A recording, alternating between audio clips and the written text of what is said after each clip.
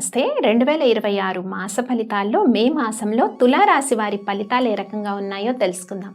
తులారాశి వారికి కొన్ని విషయాల్లో సత్ఫలితాలు ఉన్నాయి. ఏ విషయాల్లో ప్రేమ ఫలించే విషయం కానీ, వివాహ ప్రయత్నాలు చేసే వారికి కొన్ని అలయన్స్ పాజిటివ్గా ఉండే సిచ్యువేషన్ ఉంటుంది. మంచి నిర్ణయాలు తీసుకుంటారు. ఆధ్యాత్మికత చక్కగా ఉంటుంది. సో నెగిటివ్ థాట్స్ అనేవి చాలా తక్కువగా ఉంటాయి. ఇవన్నీ కూడా అనుకూలంగా ఉన్నాయి. విద్యార్థులు కొంత విద్య పట్ల అధికంగా శ్రద్ధ వహిస్తారు. వాళ్ళ శ్రద్ధ వహించిన దానికి సత్ఫలితాలు ఉంటాయి. ఈ విషయాల్లో తులారాశి వారికి ఈ మాసం అనుకూలంగా ఉందని చెప్పుకోవచ్చు.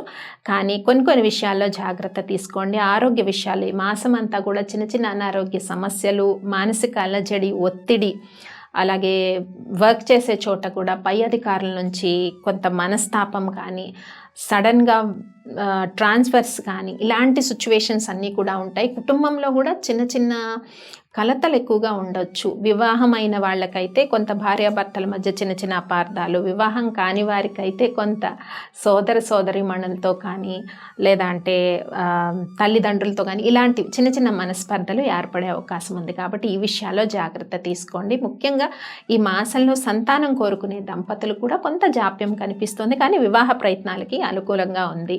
ఇక నూతనంగా వ్యాపారాలు ప్రారంభించాలనుకున్న వారందరికీ కూడా, ఆల్రెడీ బిజినెస్లో ఉన్న వాళ్ళకి కూడా ఈ మాసం అన్నది కొంత పాజిటివ్గా ఉంటుంది. ముఖ్యంగా మే మాసంలో అన్ని డేస్లో కూడా కొంత ఈ వర్క్ చేసే ప్లేస్లో కానీ, లేదా అంటే బిజినెస్ ప్లేస్లో కానీ, లేదా కొలీగ్స్తో కానీ, నైబర్స్తో కానీ చాలా చికాకులు అన్నవి ఏర్పడతాయి. ఈ చికాకులు ఏర్పడినప్పుడు ఎలా రియాక్ట్ అవుతారు అన్నది చాలా ఇంపార్టెంట్. ఆ విషయంలో కొంత సహనాన్ని కోల్పోవచ్చు, చికాకుల్ని కలిగించవచ్చు. ఇలాంటి సిచ్యువేషన్స్ మాత్రం తులారాశి వారికి ఉంటాయి. ఆ విషయంలో చాలా జాగ్రత్త తీసుకోండి.